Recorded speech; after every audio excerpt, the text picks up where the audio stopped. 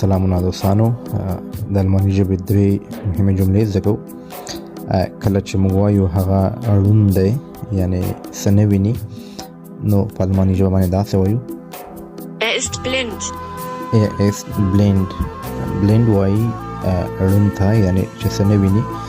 بله جمله وایو چې هغه کوڼ ده، وایو هغه کوڼ ده چې څه نه اوري هغه ته کوڼ وایي. نو په الماني ژبه باندې داسې وایو ist taub. ist taub. ist taub. ist taub یعنی هغه کوڼ ده. بله جمله وایو کله چې موږ چاته وایو آیا ته ګونګی یې، چې څوک خبرې نه کوي خاموش وي، موږ ورته وایو آیا ته ګونګی یې، نو دا جمله په الماني ژبه باندې داسې وایو Bist du stumm? bist du stumm. bist du stumm. stumm مطلب خاموشه چې خبرې نه کوي. نو تاسو ورسره